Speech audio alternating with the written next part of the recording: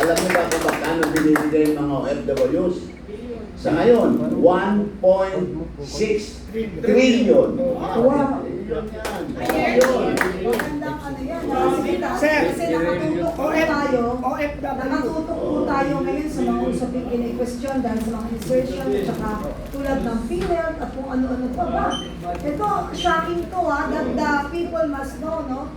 Lahat ng mga kababayan natin dapat din yung malaman. Kaya pala sila yung tinaguri ang bayani or the modern heroes. Modern day heroes talaga yan. Trilyon pa lang pinapasok ng OFW. Alam ba ng mga Pilipino yan? At saan napupunta? Bakit magpanggang ngayon, hindi na ibibigay yung tamang benepisyo para sa kanila? Hindi, pero Kapeni, ang ano doon more than the amount, no? More than the amount.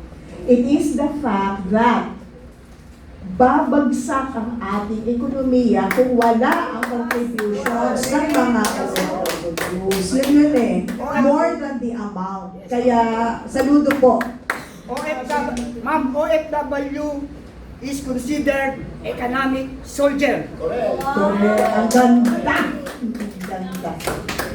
Ang ganda. Economic soldiers. Ang gagandang mga talinhaga at dapat mailagay sa konsyensya ng bawat Pilipino. Kahit po nandito kami po kasi yung maraming salamat, kami yung nakikinabang din po sa mga contributions ninyo. Hindi ho ito na re-realize ng mga Pilipinong nandito sa Pilipinas kung gaano kalaki ang inyong contribution, kung bakit hanggang ngayon nakakatanggap po kami ng mga benepisyo. Ang laki po ng inyong sakripisyo, maraming salamat. Kaya pala ganun din ang pagmamalasakit ni dating Presidente Duterte. Ganon din ang pagmamalasakit namin sa Pangulong Duterte. Yes. At sa mga PDP laban.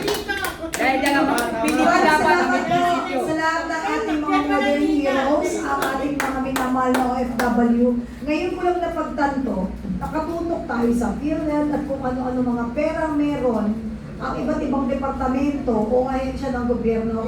Ito nakakagulat, may trilyon pala na nanggagaling sa ating mga OFWs na dapat malaman ng lahat ng Pilipino. Yes.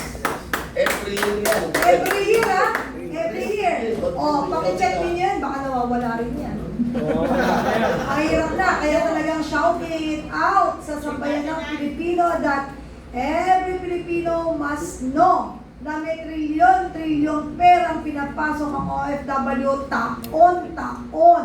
Kaya, sabi ko pag matsyag, kasi kung sa PhilHealth, mangilan-ilan lang yun, hanggang ngayon, hindi pa nakikita, may sinole, pero sa salita, pero hindi mo nadadama, wala sa gawa. Ito, matyagan at susugan at bantayan ang trilyong pisong perang pinapasok ng ating mga modern heroes.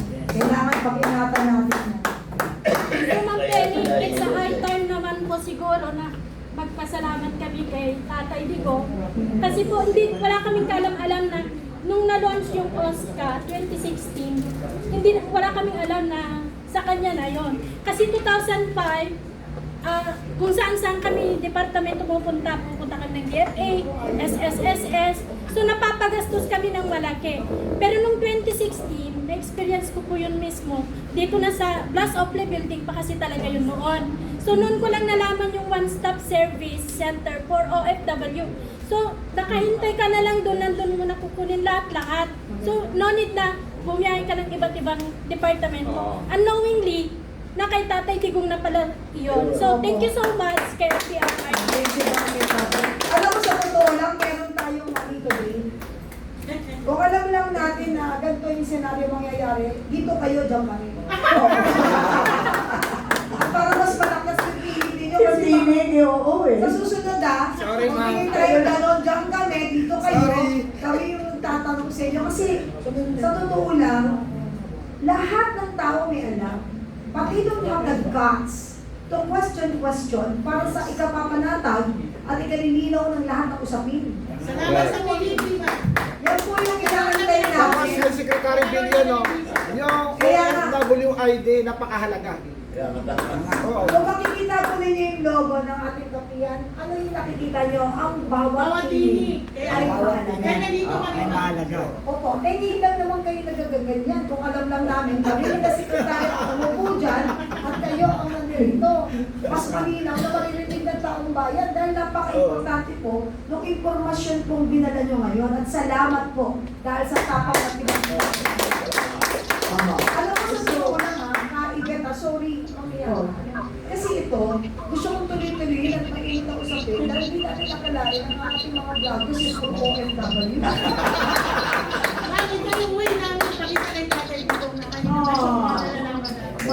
Malaki-laki yung mga kukuha ng mga to, lalo na nakakakot ang nalaman nila. Gusto kong tanong kay Secretary Pele, pero parang masagot na eh. Ito na lang yung number 14. Opo, Oo. parang importante, di ba, yung How should? Yung number 14 Kapeli. yung kasi natanong ko na eh, yung yung naging, How should history? hindi, yung leadership po ba ng ating pong, yung ginawa po ba did that leadership style strengthen po yung Dole's position? Or did it complicate it? Yung pong naging, kanina po nasagot ninyo, yung parang yung style na naka-affect sa mga negotiation, di ba? Tsaka employers, union central appointment, nasagot ninyo. Ngayon yung pagsusog ko po, did that leadership, yung style ng lideratong pinakita, naging mas malakas ba, nakapagpalakas sa Dole's bargaining position, or did it complicate? Yun ang actually, it gave Dole a true face. Dahil nung araw, ang tingin nila ang Dole ay pro-management.